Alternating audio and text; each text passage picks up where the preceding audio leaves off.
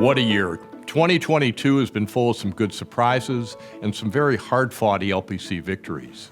Let me share some big ELPC wins right here in the Midwest. In 2019, ELPC attorneys stepped up when Cleveland Cliffs Burns Harbor Steel Mill dumped excessive amounts of ammonia and cyanide.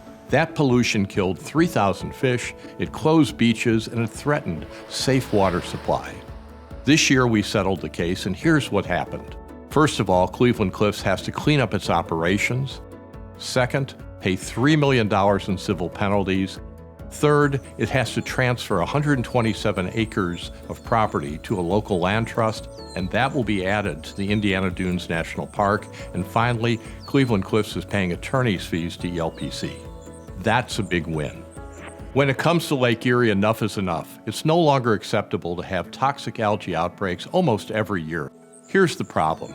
Agricultural pollution, mostly fertilizers and manure, run off into the Maumee River watershed. They then flow into western Lake Erie. That runoff pollution causes toxic algae outbreaks almost every year. This year we entered into a consent decree with the US EPA and the Ohio EPA. They're going to have to take action to reduce toxic algae outbreaks in western Lake Erie. There's no free pass for polluting the Great Lakes. ELPC is winning in the courts. We're holding polluters accountable. ELPC is also working to protect the wild and special places in the Midwest, like the Upper Mississippi River National Wildlife and Fish Refuge. That is the gem of the Midwest refuge system, and some transmission companies want to run a huge, high-voltage transmission line right through the middle of the protected refuge. ELPC attorneys represent 4 conservation groups, and we won a key decision. The court said, this transmission line cannot run through the protected refuge. The transmission companies and the federal agencies have appealed. We're waiting for the court's decision. ELPC is also working to create new wilderness areas in the Midwest for the first time in 30 years. The goal?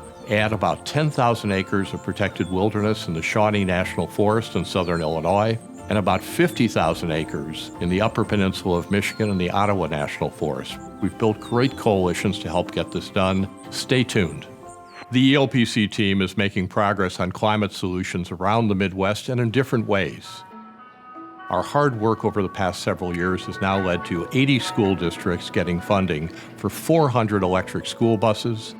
That means healthier clean air for the kids on the bus and healthier clean air for everybody. When it comes to high-speed rail, real progress this year. Amtrak has come forward with a regional passenger rail plan that will expand the number of routes and really get the trains moving. And finally, the politicos and the transit agencies all got together to modernize Union Station, downtown Chicago. That's the hub of the Midwest high-speed rail network. And what that means is more capacity for more trains, more routes, and better on-time performance. When it comes to solar plus energy storage, that helps transform the energy system.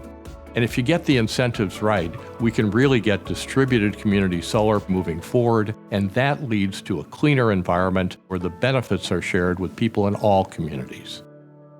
2023 will be a really exciting year.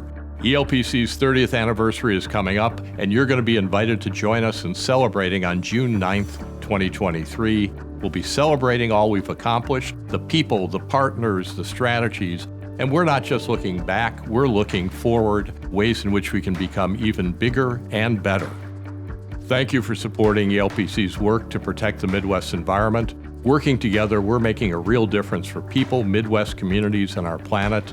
From all of us at ELPC, I wish you and your loved ones a happy and a healthy holiday season and new year.